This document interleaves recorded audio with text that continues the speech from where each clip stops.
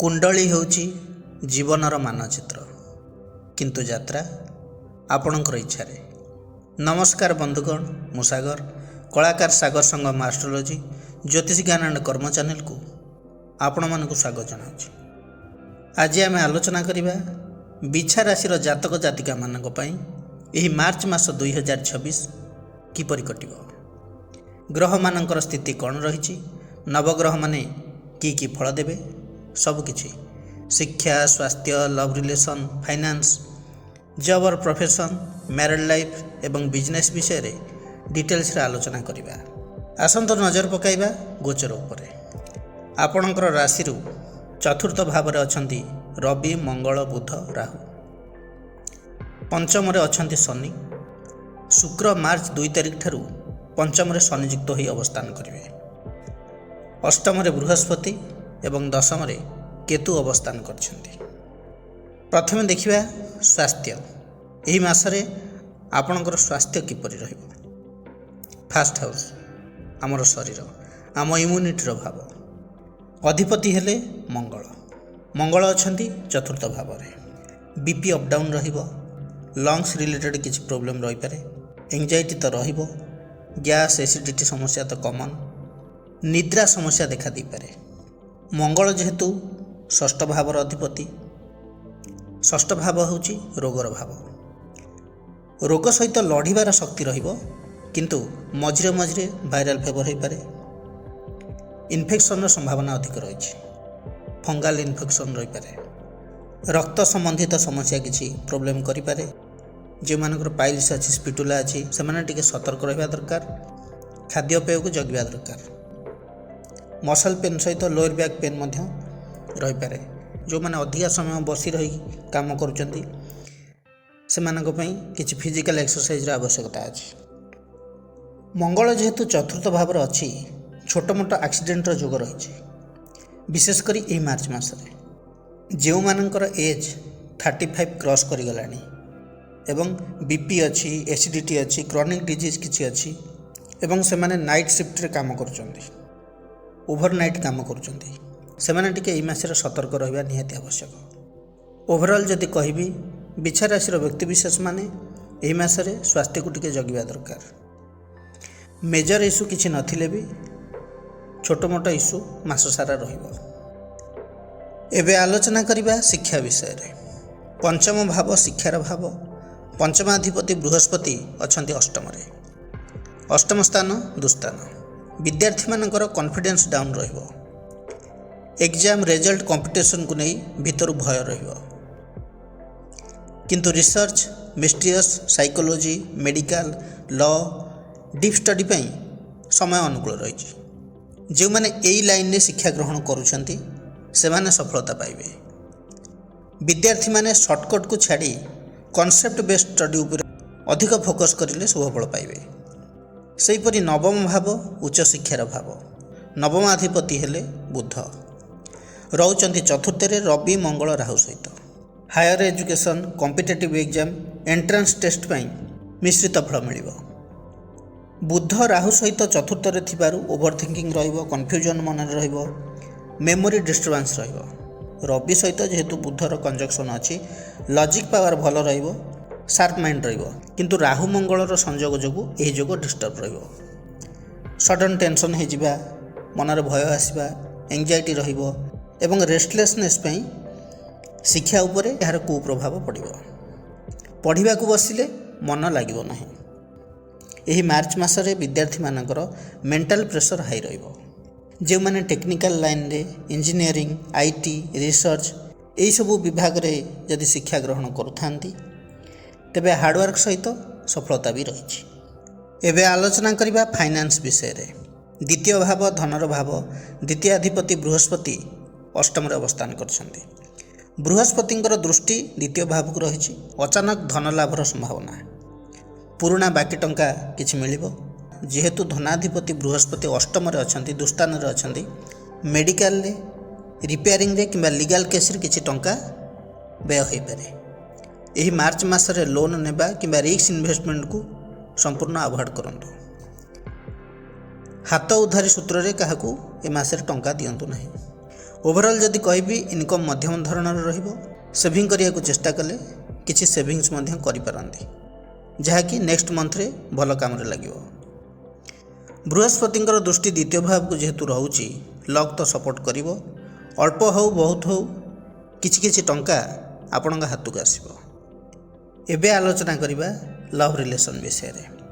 पंचम भाव love relation भाव, पंचमाधिपति बृहस्पति अछंती अष्टम रे। प्रेम रे गभीरता वृद्धि पाइबो। Emotional bonding बढ़िबो। गुप्त भावना मनर कथा शेयर करिया पे सुजोग मिलिबो। पुराना मिसअंडरस्टैंडिंग क्लियर हेबो। किछि लवर्स मानकर रिलेशनशिप मैरिज आड़ को जाई पारे।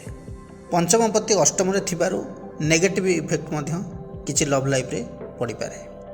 अतिरिक्त संदेह सृष्टि हो पारे। पॉजिटिवनेस रु कॉन्फ्लिक्ट हो पारे। सीक्रेट कथा बा थर्ड पर्सन को इंटरफेरेंस जोगो मिसअंडरस्टैंडिंग सृष्टि हो। ए समय इमोशनल अप डाउन चलिबो। पेशेंस रखिबा अत्यंत आवश्यक। जदि रिलेशनशिप पूर्व थिला एही मार्च रे सत्यता जना पड़िबो। किछि जातक जातिकांकर टेम्पररी सेपरेशन हो पारे ईगो क्लास जोगो। जो माने सिंगल अछंती हठात कहा प्रति डीप अट्रैक्शन हबो। पास्ट कनेक्शन पुराना लव नुआ रूप में फेरी आसपे। ऑनलाइन रु फ्रेंड सर्कल रु सीक्रेट इंटरैक्शन रु रिलेशनशिप स्टार्ट हो पारे। एबे आलोचना करिबा जॉब और प्रोफेशन विषय रे। दशम भाव कर्मर भाव, दशमाधिपति रवि अछंती चतुर्थ भाव रे। मार्च 15 मध्य वर्क फील्ड रे मानसिक चाप बढ़िबो। ऑफिस पॉलिटिक्स चली पारे। मिसअंडरस्टैंडिंग संभावना रही। रवि सहित जेहेतु राहु अछंती बॉस को सहित सीनियर ऑफिसर को सहित मतभेद हो पारे। डॉक्यूमेंट रिपोर्ट फाइल ईमेल ये सब किसी मिस्टेक हो पारे। जो माने प्राइवेट सेक्टर रे जॉब करछंती जॉब को नहीं सैटिस्फिकेशन कम रहिबो। प्रोजेक्ट डिले हो पारे। प्रेशर बढ़िबो कामर। जॉब चेंज जो माने करिया पे चाहउछंती से माने कंफ्यूज हेबे। जो माने गवर्नमेंट सेक्टर रे अछंती ट्रांसफर डिपार्टमेंट चेंज भली किसी कथा आसी पारे। प्रमोशन हेबारे डिले हेबो। मार्च 15 पर सेल्फ कॉन्फिडेंस बढ़िबो। जॉब रे रिकॉग्निशन मिलिबो। लीडरशिप क्वालिटी बढ़िबो। सीनियर माने आपण को काम को नोटिस करिवे। क्रिएटिव मैनेजमेंट टीचिंग प्लानिंग भली काम रे सक्सेस मिलिबो। प्राइवेट सेक्टर रे जो माने अछंती सैलरी इंक्रीमेंट हेबो।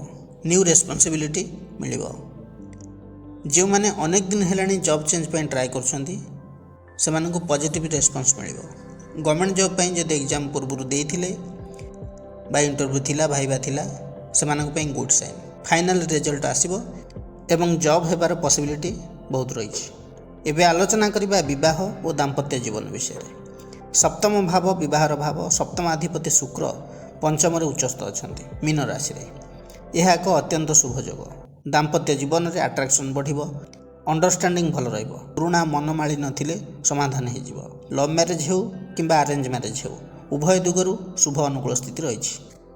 शनि सहित शुक्रर संयोग होइथिबारु संपर्क स्थायी एवं लॉन्ग टर्म बॉन्डिंग रहिबो। शनि को प्रभाव थिबारु इमोशन को भितर रखिबे। काम और दायित्वर व्यस्तता जोगु रोमांस पई टाइम कमी पारे। किंतु शुक्र उच्चस्थ थिबारु नेगेटिव फल अधिक देब नहीं। जो माने विवाह करि नाहंती सेमानकर विवाह प्रपोजाल आसीबो। सीरियस रिलेशनशिप मैरिज रे कन्वर्ट हेबो। जीवन साथी मैच्योर काम फैमिली ओरिएंटेड मिलिबे। विलंब हेले मध्य भल जगार मैरिज हेबो। जो माने ऑलरेडी मैरिड पर्सन पार्टनर को सहित बॉन्डिंग भल रहिबो। फैमिली रेस्पॉन्सिबिलिटी बढ़िबो। इमोशनल अंडरस्टैंडिंग बढ़िबो। धैर्य रखिले संपर्क आहुरी मजबूत हेबो। एही मार्च मास बिछा राशि पई दाम्पत्य जीवन रे बहुत सकारात्मक परिवर्तन आनिबो। एबे आलोचना करिबा बिजनेस विषय रे। सप्तम भाव व्यवसायर भाव, सप्तमाधिपति हेले शुक्र, पंचम रे शनि सहित एकाठी अछंती। शुक्र लग्जरी क्रिएटिविटी अट्रैक्शन कारक ग्रह। पंचम रे उच्चस्थ अछंती मीन राशि रे। यह एक राजयोग निर्माण करुछि। एही मार्च मासरे बिजनेस रे लाभर योग रही। विशेषकर क्रिएटिव एवं पब्लिक डीलिंग्स बिजनेस रे लाभ हेबो। क्लाएंट को अट्रैक्शन बढ़िबो। लोक माने आपण को काम रे आकृष्ट हेबे। ओल्ड कस्टमर को ठारू रिपीट ऑर्डर आसीबो। पार्टनरशिप बिजनेस रे ट्रस्ट बढ़िबो, ब्रांड वैल्यू बढ़िबो, नेम फेम मिलिबो। किंतु एही समय इमोशनल निष्पत्ति नियंतु नहीं। ओभर प्रमिज कले प्रोब्लेम आसपे। जो लोक मैंने ब्यूटी एवं लग्जरी प्रोडक्ट उपर बिजनेस करछंती, ब्यूटी पार्लर अच्छी, सेलून अच्छी, कॉस्मेटिक व्यवसाय करछंती, गारमेंट शोरूम अच्छी, डिजाइन वर्क करछंती, ज्वेलरी शॉप अच्छी, से माने एही मासरे अधिक लाभवान हेबे। शुक्र मीनरे, तेणुक ब्यूटी एवं इमेजिनेशन यही दुटा मिसीगले ए मासरे बिग प्रॉफिट रोची। क्रिएटिव एवं आर्ट फील्ड रे सफलता रही, जेमितिक फोटोग्राफी हो, वीडियोग्राफी हो, यूट्यूब रील्स कंटेंट क्रिएशन ए सब रे सफलता रही। जो माने म्यूजिक सहित कनेक्ट अछंती, फिल्मी व्यवसाय करुछंती, से माने ए मासरे लाभवान हेबे। Graphics design, animation, water related business, पूजा सामग्री, स्पिरिचुअल प्रोडक्ट ए सबुर व्यवसाय जो माने करुछंती से माने लाभवान हेबे। Partnership, consultancy, client based service business रे भल सुजोग रही, किंतु हाई रिस्क स्पेकुलेशन बिजनेस रे सावधान रहंतु। ओवरऑल जदि कहबी, मार्च मासरे बिछा राशि व्यक्तिविशेष माने व्यवसाय रे लाभवान हेबे। प्रतिकार कौन करेंगे बिछा राशि व्यक्तिविशेष माने? आपणकर राष्ट्राधिपति हेले मंगल। मंगलंकर बीज मंत्र को जप करंतु। मंत्रटी है ओं क्रां क्रीं क्रौं स भौमाय नमः। दैनिक 108 थर जप करंतु। प्रत्येक मंगलवार दिन हनुमान चालीसार पाठ करंतु एवं शनिवार दिन सोरिष तेलर दीप जलांतु। जो माने आर्थिक समस्या दे गति करुछंती, प्रत्येक गुरुवार दिन बृहस्पतिंकर बीज मंत्र जप करंतु। मंत्रटी है ओं ग्रां ग्रीं ग्रौं स गुरवे नमः। 108 थर जप करंतु। कौनसी एक शुक्ल पक्ष गुरुवार दिन हलदी, चना डाली, हलदिया वस्त्र दान करंतु वृद्ध किंबा असहाय व्यक्ति को। आवश्यक समय रे साहाय्य सहयोग करंतु एवं सम्मान करंतु, आशीर्वाद प्राप्ति हेब। जदि स्वास्थ्यगत समस्या किछि रहुछि एवं ऋणर बोझ बढ़ी जाइछि, प्रत्येक सोमवार दिन शिव को क्षीर बेलपत्र लागी करंतु, आपण पई शुभ रहिबो। बंधुगण, यह थिला बिछा राशि व्यक्तिविशेष मानक पई 2026 मसीहा मार्च मासर भाग्यफल विषय आलोचना। जदि यही भिडियोटी आपण मानकु भल लगी थाए तेबे लाइक, कमेंट, शेयर करने जमार भी भूलिए नहीं। पुणी आसबि आउ एक नुआ अध्याय को नहीं, से पर्यंत रहूची नमस्कार।